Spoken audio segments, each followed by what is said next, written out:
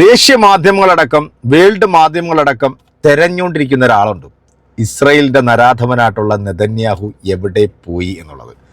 പല ആളുകളും പറയുന്നു നെതന്യാഹു തീർന്നു എന്ന് പറയുന്നു. എന്നാൽ പല ആളുകൾ പറയുന്നു നെതന്യാഹു യുദ്ധം തുടങ്ങിയ സമയത്ത് തുണിയും മണിയും ഒക്കെ എടുത്തുകൊണ്ട് മറ്റേതോ രാജ്യത്തേക്ക് ചേക്കേറിയെന്നാണ് പറയുന്നത്.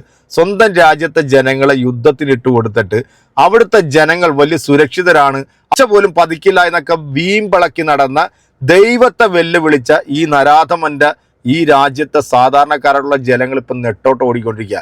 തെൽ അബീബിലും ജെറുസലേമിലും ഹൈഫയിലടക്കം അവരുടെ ഏറ്റവും പ്രധാനപ്പെട്ട സ്ഥലങ്ങൾ, അതായത് ഈ നെതന്യാഹു എന്ന് പറയുന്ന ഈ ട്രാക്കുള ഇരിക്കുന്ന സ്ഥലത്ത് വരെ ഇസ്രായേലിന്റെ ബോംബുകൾ കൃത്യമായി പതിച്ചു എന്നുള്ളതിന്റെ നൂറുകണക്കിന് തെളിവുകളാണ് ഇപ്പം വേൾഡ് മാധ്യമങ്ങൾ ഒന്നൊന്നായി പുറത്തു വിട്ടുകൊണ്ടിരിക്കുന്നത്. കാരണം ഒരൊറ്റ വാർത്ത പോലും പുറത്തു പോകാൻ പാടില്ല എന്നാണ് പറയുന്നത്.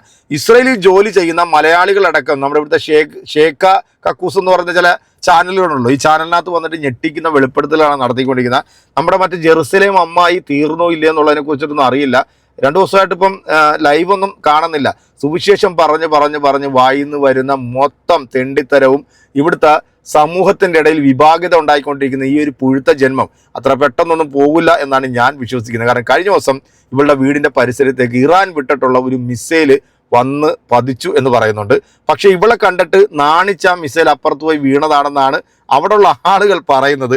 എന്താണ് എൻ്റെ പ്രിയപ്പെട്ട പ്രേക്ഷകരെ, ഇവളുടെ കാര്യത്തിൽ എന്തെങ്കിലും അപ്ഡേഷൻ വരികയാണെന്നുണ്ടെങ്കിൽ ആദ്യം വാർത്തയായിട്ട് വരുന്നത് ഞാൻ തന്നെ ആയിരിക്കും. കാരണം അത്രത്തോളം വെറുക്കപ്പെട്ട ഒരു ജന്മമാണല്ലോ, ഒരു പിശാചിന്റെ സാത്താന്റെ സന്തതിയാണല്ലോ. അതുകൊണ്ട് പെട്ടെന്നൊന്നും പോകില്ല എന്നാണ് തോന്നുന്നത്.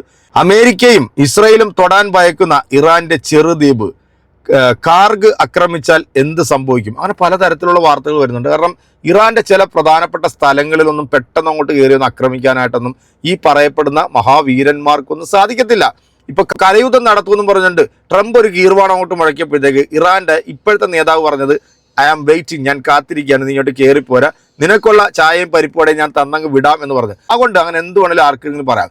പക്ഷേ ഗ്രൗണ്ടിൽ ഇറങ്ങി കളിച്ചാൽ നിന്റെയൊക്കെ ഷജ്ജം കീറി വിടും എന്നുള്ള കാര്യത്തിൽ ഒരു സംശയമില്ല. കാരണം കരയുദ്ധത്തിലൊന്നും ഇറാന്റെ 7 അയലത്ത് നിൽക്കാൻ പോലും നിന്നെ കൊണ്ടൊന്നും പറ്റത്തില്ല. ഇപ്പൊ ബേസ് കിടക്കുന്ന GCCയിലെ എല്ലാ സ്ഥലങ്ങളിലും നല്ല രീതിയിൽ തന്നെ പണി കൊടുത്തുകൊണ്ടിരിക്കുകയാണ് ഇറാന്റെ ചുണക്കുട്ടികൾ. അപ്പൊ നമ്മുടെ കേരളത്തിൽ, നമ്മുടെ ഇന്ത്യയിലടക്കം ഇവരെ സപ്പോർട്ട് ചെയ്യുന്ന ചില മരവാഴകളുണ്ട്. ഈ കാസ, അതുപോലെ തന്നെ സംഘികൾ, ഇവരുടെ ഏറ്റവും ഇഷ്ടപ്പെട്ട ആൾക്കാരെന്ന് പറഞ്ഞാൽ നരാധമന്മാരായിട്ടുള്ള ഭരണാധികാരികളാണ് ഇവർ ഏറ്റവും കൂടുതൽ ഇഷ്ടപ്പെടുന്നത്. അല്ലാതെ ഇവിടുത്തെ ജനങ്ങൾക്ക് വേണ്ടി എന്തെങ്കിലും ചെയ്യുന്ന നല്ല നേതാക്കന്മാരെയൊന്നും ഇവർക്ക് ഇഷ്ടമല്ല. ഇപ്പൊ ഗ്യാസ് ആയിക്കോട്ടെ, പെട്രോൾ ആയിക്കോട്ടെ, വല്ലാത്തൊരു പ്രതിസന്ധിയിലാണ്. ഈ യുദ്ധത്തെ സപ്പോർട്ട് ചെയ്യുന്ന ഈ മരവാഴകൾ വിചാരിക്കുന്നില്ല അവിടെ യുദ്ധം നടക്കുന്നതുകൊണ്ട് നമുക്ക് എന്തെങ്കിലും പ്രശ്നം ഉണ്ടാകുന്നത്. ഇവിടെ ഏകദേശം ഹോട്ടലുകളൊക്കെ അടച്ചുപൂട്ടുന്ന ഒരു പരുവത്തിലേക്കാണ് ഇപ്പൊ നമ്മുടെ നാട്ടിന്റെ അവസ്ഥയും പോയിക്കൊണ്ടിരിക്കുന്നത്. വലിയ സാമ്പത്തിക ബുദ്ധിമുട്ട് അനുഭവിക്കാൻ പോകുന്ന ഒരു യുദ്ധവും കൂടെ ആയിട്ട് ഇത് മാറിയിരിക്കുകയാണ്. ഇപ്പം ഞാനങ്ങ് തീർത്തോളാം എന്ന് പറഞ്ഞുകൊണ്ടാണ് ലവന്മാർ കുടയും വടിയെടുത്ത് ചെന്നത്. പക്ഷേ ഒരു പുല്ലും ഇതുവരെ നടന്നിട്ടില്ല എന്നുള്ളത് നമ്മൾ മനസ്സിലാക്കുക. ഇന്ത്യ പേടിക്കുന്ന ഒരു ഓൺലൈൻ മാധ്യമ പ്രവർത്തനമുണ്ട്, ധ്രുവ റാട്ടിയുടെ ഓരോ വീഡിയോകളും ശരിക്കും പറഞ്ഞാൽ സംഘപരിവാറിൻ്റെ ചങ്കു തുളയ്ക്കുന്ന തരത്തിലുള്ള ചോദ്യങ്ങളാണ് അദ്ദേഹം ഓരോ ദിവസം ഇട്ടുകൊണ്ടിരിക്കുന്നത്. അതേപോലെ തന്നെ നമ്മുടെ സുനിതാ ദേവദാസ് കാര്യങ്ങൾ കൃത്യമായിട്ട് പറഞ്ഞു തരും. നിങ്ങൾ ഈ ഒരു വീഡിയോ ആരും സ്കിപ്പ് ചെയ്യാതെ നിങ്ങൾ മുഴുവനായിട്ടൊന്ന് കാണുക. ധ്രുവ റാട്ടി പറഞ്ഞിട്ടുള്ള സംഭവങ്ങളെല്ലാം ഒന്നൊന്നായി നമുക്ക് മനസ്സിലാകുന്ന രീതിയിൽ സുനിതാ ദേവദാസ് അത് എക്സ്പ്ലെയിൻ ചെയ്തു തരുന്നുണ്ട്. വീഡിയോ കാണുക, കണ്ടതിന് ശേഷം നിങ്ങളുടെ അഭിപ്രായം അറിയിക്കുക. വീഡിയോയിലേക്ക് പോകാം. നമസ്കാരം ദോസ്തോ. അമേരിക്കയും ഇസ്രായേലും ചേർന്ന് തുടങ്ങിവെച്ച ഈ ഗൾഫ് യുദ്ധം ഇപ്പോൾ ഇന്ത്യയുടെ പടിവാതിക്കലിൽ വന്നെത്തിയിരിക്കുകയാണ്. 2026 മാർച്ച് 4 രാവിലെ ശ്രീലങ്കയുടെ ഗാലെ സിറ്റിയിൽ നിന്ന് 40 നോട്ടിക്കൽ മൈലുകൾക്കപ്പുറം ഇന്ത്യൻ മഹാസമുദ്രത്തിൽ ഒരു ഇറാനിയൻ യുദ്ധക്കപ്പൽ സഞ്ചരിക്കുന്നുണ്ടായിരുന്നു, ഐറിസ് ദേന. 2 ആഴ്ച മുമ്പ് ഇന്ത്യൻ നാവികസേനയോടൊപ്പം മിലൻ 2026 എന്ന സംയുക്ത നാവികാഭ്യാസം കഴിഞ്ഞ് തിരിച്ചു പോവുകയായിരുന്നു ഈ സേന. Ladies and gentlemen, the contingent from Iran. Indian navy തന്നെയാണ് ബ്രിഡ്ജസ് ഓഫ് ഫ്രണ്ട്ഷിപ്പ് എന്ന ഹാഷ്ടാഗിൽ ഇറാനിയൻ കപ്പലിനെ ഇങ്ങോട്ട് സ്വാഗതം ചെയ്തത്. പക്ഷേ അന്ന് രാവിലെ അമേരിക്കയുടെ കണ്ണുകൾ ഇതിനുമേൽ പതിക്കുകയായിരുന്നു. തുടർന്ന് അമേരിക്കൻ മുങ്ങിക്കപ്പലായ MK-48 ടോർപിഡോ കൊണ്ട് ഈ കപ്പലിനെ അമേരിക്ക ആക്രമിക്കുന്നു. സെക്കൻഡുകൾക്കുള്ളിൽ ഇറാനിയൻ കപ്പൽ ഇന്ത്യൻ മഹാസമുദ്രത്തിൽ മുങ്ങിത്താണു. 87 ഇറാനിയൻ പട്ടാളക്കാർ കൊല്ലപ്പെട്ടു, 32 പേരെ ശ്രീലങ്കൻ സേന രക്ഷിച്ചു. ഇന്ത്യ എന്തു ചെയ്തു? ഒന്നും ചെയ്തില്ല. ഇത് ഞങ്ങളുടെ കാര്യമല്ലെന്ന് പറഞ്ഞ് BJPയുടെ ഔദ്യോഗിക അക്കൗണ്ടിലൂടെ ട്വീറ്റ് ചെയ്തു. ഇതിൽ ഞങ്ങൾക്ക് യാതൊന്നും ചെയ്യാനില്ലെന്നാണ് ആ ട്വീറ്റിൽ പറയുന്നത്. ഇതൊരു കപ്പൽ മുങ്ങിയ കഥയല്ല, മറിച്ച് എങ്ങനെയാണ് ഇന്ത്യയുടെ വിദേശ നയം ഓരോ ദിവസവും മോശമായിക്കൊണ്ടിരിക്കുന്നത് എന്ന കഥയാണ്. രാജ്യം നിരന്തരം അപമാനിക്കപ്പെടുമ്പോഴും പ്രധാനമന്ത്രി നരേന്ദ്രമോദി അമേരിക്കയുടെയും ഇസ്രായേലിന്റെയും മുന്നിൽ എങ്ങനെയാണ് മുട്ടുമടക്കിയിരിക്കുന്നത് എന്നതിന്റെ കഥയാണ്. അതിനു മുമ്പ് ഈ യുദ്ധം ഇപ്പോൾ എവിടെയാണ് എത്തി നിൽക്കുന്നതെന്ന് നമുക്കൊന്ന് നോക്കാം. ഇറാന്റെ തലസ്ഥാനമായ ടെഹ്റാനിലടക്കം അവിടുത്തെ പ്രധാന നഗരങ്ങളിലെല്ലാം ആക്രമണം നടന്നിട്ടുണ്ട്. അമേരിക്കൻ സേന ഇറാനിൽ 2000-ഓളം ലക്ഷ്യസ്ഥാനങ്ങളിൽ ഇതിനകം ബോംബുകൾ വർഷിച്ചു കഴിഞ്ഞു. രാജ്യത്തിന്റെ മുക്കും മൂലയും ബോംബിങ്ങിന് ഇരയായി കഴിഞ്ഞിരിക്കുന്നു. അങ്ങേ തലക്കിൽ ഇറാനും വെറുതെ ഒന്നും ഇരിക്കുന്നില്ല. മിഡിൽ ഈസ്റ്റിലെ 9 രാജ്യങ്ങളിലുള്ള 27 അമേരിക്കൻ മിലിറ്ററി ബേസുകളിൽ ഇറാൻ മിസൈൽ ആക്രമണങ്ങൾ നടത്തി. സത്യത്തിൽ ഇതിലെ മിക്ക മിസൈലുകളും പ്രതിരോധിക്കപ്പെട്ടു. എങ്കിലും ബഹ്റിനിലെ അമേരിക്കൻ നാവികസേനയുടെ ആസ്ഥാനത്ത് നിന്ന് പുക ഉയരുന്നത് കാണാമായിരുന്നു. മിഡിൽ ഈസ്റ്റിലെ അമേരിക്കൻ നേവിയുടെ പ്രവർത്തനങ്ങൾ നിയന്ത്രിക്കപ്പെടുന്നത് ഇവിടെ നിന്നാണ്. കുവൈറ്റിലെ 3 ഫൈറ്റർ ജെറ്റുകൾ തകർത്തു. ഇതിനെ പറയുന്നത് ഫ്രണ്ട്ലി ഫയർ എന്നാണ്. സൗദി അറേബ്യയിലെ റിയാദിൽ 2 ഡ്രോണുകൾ നേരെ ചെന്ന് പതിച്ചത് അമേരിക്കൻ എംബസിയിലാണ്. ഇറാന്റെ ആക്രമണത്തിൽ കുറഞ്ഞത് 6 അമേരിക്കൻ സൈനികർ കൊല്ലപ്പെട്ടു. ഇസ്രായേലിലെ ടെൽ അവീവിൽ ഇറാൻ നടത്തിയ ആക്രമണത്തിൽ 40-ലധികം കെട്ടിടങ്ങൾ തകർന്നു. ഇറാനിലാവട്ടെ അമേരിക്കൻ ഇസ്രായേൽ ആക്രമണങ്ങളിൽ 1000-ലധികം പേർ കൊല്ലപ്പെട്ടു. ഗൾഫ് രാജ്യങ്ങളിൽ ഇറാൻ നടത്തിയ വ്യോമാക്രമണങ്ങളിൽ 9 പേർ കൊല്ലപ്പെട്ടു. അയത്തുള്ള അൽ ഖമനയി കൊല്ലപ്പെട്ടാൽ ഇറാൻ പെട്ടെന്ന് തന്നെ തോൽവി സംബന്ധിച്ച് കീഴടങ്ങുമെന്നായിരുന്നു അമേരിക്കയും ഇസ്രായേലും കരുതിയിരുന്നത്. പക്ഷേ അത് സംഭവിച്ചില്ല. പകരം പുതിയ പ്രദേശങ്ങളിലേക്ക് ഈ യുദ്ധം അതിവേഗം പടർന്നു. ഇറാന്റെ സഖ്യകക്ഷിയായ ലെബനനിലെ ഹിസ്ബുള്ളയും ഈ യുദ്ധത്തിൽ പങ്കുചേർന്നിരിക്കുകയാണ്. ഇതൊന്നും കൂടാതെ നാം ഏറ്റവും കൂടുതൽ ഭയന്ന കാര്യം ഇപ്പോൾ സംഭവിച്ചിരിക്കുന്നു. ലോകത്തെ ഏറ്റവും വലിയ എണ്ണ റൂട്ടായ ഹോർമോസ് കടലിടുക്ക് ഇറാൻ അടച്ചു. ഇതിലൂടെ കപ്പലുകൾ കടന്നു പോവുകയാണെങ്കിൽ തീയിടുമെന്ന് ഇറാൻ ഭീഷണി. ലോകത്തെ ആകെ എണ്ണ ഉപയോഗത്തിനുള്ള 20% എണ്ണയും ഈ റൂട്ടിലൂടെയാണ് വരുന്നത്. ഇത് ഇന്ത്യക്ക് ഒരു പേടി സ്വപ്നമാണ്. അത് മറ്റൊരു വീഡിയോയിൽ വിശദമായി പറയാം. അതിനു മുമ്പ് നിങ്ങൾ ഐറിസ് ദേനയുടെ മുഴുവൻ കഥയും മനസ്സിലാക്കണം. ആഴത്തിൽ ചെല്ലും തോറും അത്രയും മനസ്സിനെ അലട്ടിക്കൊണ്ടിരിക്കുന്ന ഒരു കഥയാണ് ഐറിസ് ദേന. വെറും ഒരു യുദ്ധക്കപ്പൽ മാത്രമായിരുന്നില്ല ഐറിസ് ദേന. ഇന്ത്യൻ സേനയുടെ ഫ്ളാഗ്ഷിപ്പ് മൾട്ടിനാഷണൽ സംയുക്ത നാവികാഭ്യാസമായ മിലൻ 2026 പങ്കെടുത്ത് ഇറാനിലേക്ക് തിരിച്ചു പോവുകയായിരുന്നു ആ കപ്പൽ. ഇന്ത്യൻ നേവിയുടെ കിഴക്കൻ നേവൽ കമാൻഡ് ഐറിസ് ദേനയെ സ്വാഗതം ചെയ്തുകൊണ്ട് ഫെബ്രുവരി 17-ന് bridges of friendship united through oceans എന്നീ ഹാഷ്ടാഗുകൾ നൽകി ട്വീറ്റ് ചെയ്തിരുന്നു.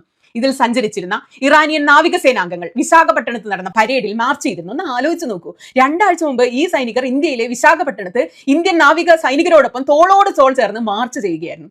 ഇതിലെ 87 സൈനികരുടെ മൃതദേഹം ഇന്ത്യൻ മഹാസമുദ്രത്തിൽ ഒഴുകി നടന്നു.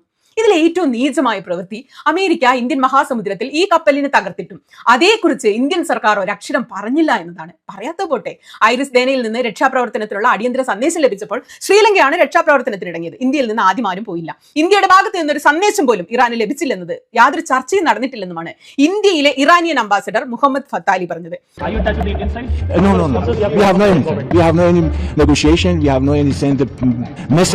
ഇന്ത്യയുടെ മുൻ വിദേശകാര്യ സെക്രട്ടറി കൻവൻ സിവൽ പറഞ്ഞതാണ് ഇതിലെ ഞെട്ടിക്കുന്ന കാര്യം. പ്രോട്ടോകോൾ അനുസരിച്ച് അവർ ആയുധങ്ങൾ കൊണ്ടായിരുന്നില്ല സൈനികാഭ്യാസത്തിനെത്തിയത്. അതുകൊണ്ട് അവർ നിരായുധരായിരുന്നുവെന്നാണ് അദ്ദേഹം പറയുന്നത്. ഇവിടെ ഉയരുന്ന ഏറ്റവും വലിയ ചോദ്യം എന്താണെന്ന് അറിയാമോ? അമേരിക്കയോടും ഇസ്രായേലിനോടുമാണ്. ട്രംപിന്റെ കീഴിൽ അമേരിക്ക എത്ര തരം താണുമെന്ന് ചോദിച്ചാൽ അവർക്ക് അന്താരാഷ്ട്ര നിയമങ്ങളെ കുറിച്ച് യാതൊരു ബോധവുമില്ല. എന്ത് വേണമെങ്കിലും ചെയ്യാം. ഒരു പ്രകോപനവും ഇല്ലാത്ത ലോകത്ത് എവിടെയും ചെന്ന് തോന്നുന്ന വിധം ബോംബിടുകയാണ് അമേരിക്ക. അമേരിക്കയുടെ ചെയ്തികൾക്കെതിരെ ശബ്ദമുയർത്തുക എന്നത് മറ്റുള്ള രാജ്യങ്ങളുടെ കടമയാണ്. ധൈര്യശാലികളായ നിരവധി നേതാക്കന്മാർ അത് ചെയ്യുന്നുമുണ്ട്. സ്പെയിനിന്റെ പ്രധാനമന്ത്രിയെ തന്നെ നോക്കൂ. സ്പെയിൻ അമേരിക്കയുടെ സഖ്യകക്ഷിയാണ്, നേറ്റോയുടെ ഭാഗമാണ്. എന്നിട്ടും സ്പെയിനിന്റെ പ്രധാനമന്ത്രി അമേരിക്കയ്ക്കെതിരെ സംസാരിക്കുന്നു. അവരുടെ മിലിറ്ററി ബേസുകൾ ഉപയോഗിക്കാൻ അമേരിക്കയ്ക്ക് സ്പെയിൻ അനുവാദം നൽകുന്നില്ല. എന്നാൽ ഇന്ത്യയുടെ കാര്യം ഒന്ന് നോക്കൂ.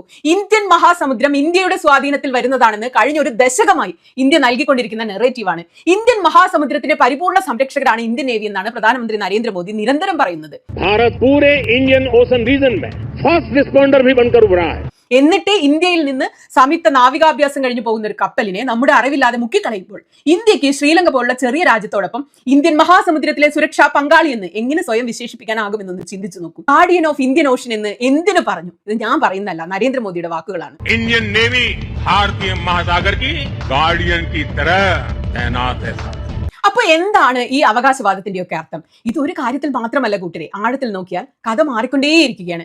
ജിയോ പൊളിറ്റിക്സ് മാത്രമല്ല രൂപമാറ്റം വന്നുകൊണ്ടിരിക്കുന്നത്. ഈ ലോകം മുഴുവൻ എത്ര വേഗത്തിലാണ് മാറിക്കൊണ്ടിരിക്കുന്നതെന്ന് ആരും പ്രതീക്ഷിക്കുന്നില്ല. ഇപ്പൊ ഈ കണ്ടത് ഒരു ചതിയുടെ കഥയായിരുന്നു. ഇന്ത്യൻ സംഘപരിവാർ രാഷ്ട്രീയം ഭയക്കുന്ന ഒരു ചുണക്കുട്ടി, ഒരു ആൺകുട്ടി എന്ന് പറഞ്ഞാൽ അത് ഒരൊറ്റയാൻ പോരാട്ടം നടത്തിക്കൊണ്ടിരിക്കുന്ന ധ്രുവ റാത്തി എന്ന് പറയുന്ന ഈ നട്ടുള്ള യൂട്യൂബറാണ്. കാരണം ഇദ്ദേഹം പറയുന്ന പല കാര്യങ്ങളും സംഘപരിവാറിന്റെ ഉറക്കം കെടുത്തുന്ന വാർത്തകൾ തന്നെയാണ്, ഞെട്ടിക്കുന്ന വാർത്തകൾ തന്നെയാണ് ഇദ്ദേഹം പുറത്തേക്ക് കൊണ്ടുവരുന്നത്. ആ ഒരു വാർത്ത സുനിത ദേവദാസ് നമുക്ക് മലയാളത്തിൽ നമുക്ക് മനസ്സിലാകുന്ന രീതിയിൽ പറഞ്ഞു തന്നു എന്നുള്ളതാണ്. എന്നാൽ ഇപ്പോൾ ഇറാനും ഇസ്രയേലും തമ്മിൽ നടക്കുന്ന ഈ ഒരു യുദ്ധത്തിൽ മറ്റ് രാജ്യങ്ങൾക്ക് എന്തെങ്കിലും പ്രശ്നമുണ്ടോ എന്ന് ചോദിച്ചു കഴിഞ്ഞാൽ വേൾഡിൽ മുഴുവൻ പ്രശ്നങ്ങൾ ഉണ്ടായിക്കൊണ്ടിരിക്കുക. പക്ഷേ ഇറാൻ എന്ന് പറയുന്ന ഈ ഒരു രാജ്യത്തെ ഇത്രയധികം വൻ ശക്തികളായിട്ടുള്ള അമേരിക്കയും ഇസ്രയേലും എല്ലാവരും ചേർന്ന് നിന്നുകൊണ്ട് ഈ ഗൾഫ് രാജ്യങ്ങളിൽ നിന്ന് ഈ ബേസിൽ നിന്നുകൊണ്ട് ഇത്രയും ദിവസം ആക്രമിച്ചിട്ടും ഇറാനെ പരാജയപ്പെടുത്താൻ ഇവർക്കായിട്ടില്ല എന്നുള്ളത് സത്യസന്ധമായിട്ടുള്ള കാര്യമാണ്. ആളുകൾ മുഖേനയും ഇതൊന്ന് ചർച്ച ചെയ്ത് ഈ യുദ്ധം നിർത്താൻ വേണ്ടി അമേരിക്ക പിന്നിൽ കളിക്കുന്നുണ്ട്. പക്ഷേ ഇറാൻ പറയുന്നത് തുടങ്ങി വെച്ചത് നിങ്ങളാണെന്നുണ്ടെങ്കിൽ ഇത് തീർക്കുന്നത് ഞങ്ങൾ തന്നെയായിരിക്കും. നിങ്ങളിനി എത്ര തന്നെ ഞങ്ങളെ ഇല്ലായ്മ ചെയ്യാൻ ശ്രമിച്ചാലും അവസാനത്തെ ഒരാളെങ്കിലും അവശേഷിക്കുന്നുണ്ടെങ്കിൽ അയാൾ വരെ നിങ്ങൾക്കെതിരെ യുദ്ധം ചെയ്തുകൊണ്ടിരിക്കും എന്നുള്ള ആ ആൺകുട്ടികളുടെ ആ ഒരു തീരുമാനമുണ്ടല്ലോ അത് അക്ഷരാർത്ഥത്തിൽ ഇവർ ഞെട്ടിക്കുന്നു എന്നുള്ളതാണ്. ഇപ്പം നിങ്ങളുടെ കമൻറ്റുകൾ അറിയിക്കുക. അടുത്തൊരു വീഡിയോ കാണാം. ബൈ.